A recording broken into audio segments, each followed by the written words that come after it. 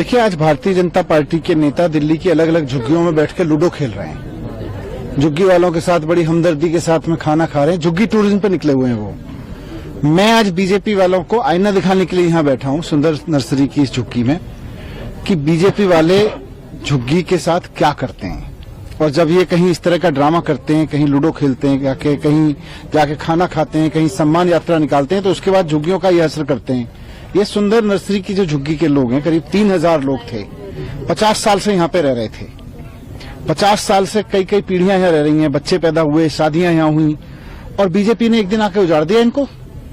BJP के केंद्र सरकार की अपने LNDO की डिपार्टमेंट की टीम भेजी, पुलिस भेजी, बुलडोजर भेजा, उजाड़ दिया लाठ मार मार के। 1 साल से बेघर हैं।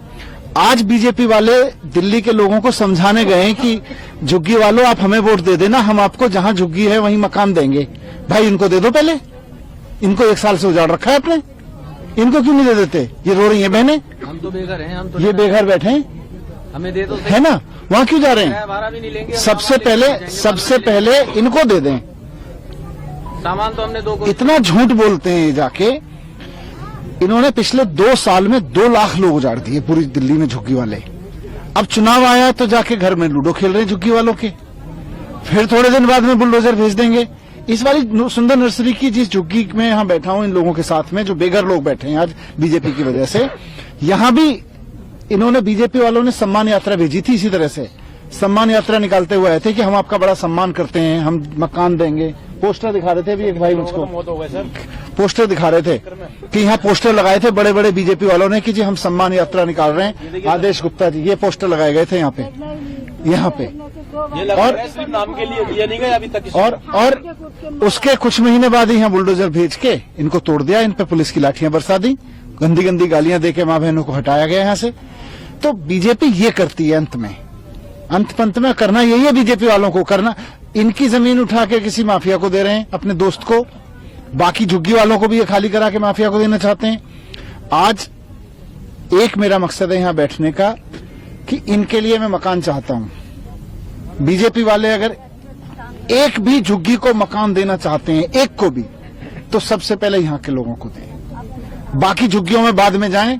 आपने 1 साल पहले बीजेपी वालों ने झुग्गियां उजाड़ी थी, इनको मकान दें, उसके बाद किसी झुग्गी में जाके बात करें कि हम मकान देना चाहते हैं। 1 साल से बेघर हैं ये लोग, और यही मेरा आज डिमांड है।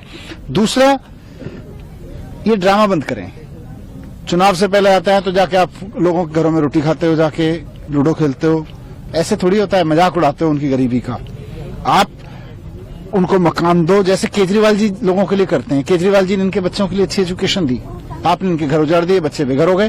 केजरीवाल जी ने इनको 0 बिजली के बिल दिए, आपने इनके घर उजाड़ दिए। अब ये कहां जाएंगे? उन घरों में घरों में रहने लायक नहीं छोड़ा। केजरीवाल जी ने महिलाओं को बसों में फ्री यात्रा करा दी सारी, ताकि इनका पैसा खर्च ना हो। कहीं कोई घरों में काम करती है बहन, कहीं कोई कुछ काम करती है किसी ऑफिस में, उसके पैसे खर्च ना हो, इनके लिए कर दी। इन्होंने क्या किया? तो केजरीवाल जी ही झुग्गी वालों के सही तैसी हो सकते हैं। और जो दिल्ली में बीजेपी की साजिश चलती है, इनकी तो सारी झुग्गियां उजाड़ने की साजिश है। लेकिन केजरीवाल जी ने जहां हो सकता है अपने MLAs को भेज के, जहां हो सकता है वकीलों की टीम भेज के, जहां हो सकता है वहां सरकार की टीम भेज के झुग्गियों को टूटने से रुकवाया है, जहां जहां हो सकता है।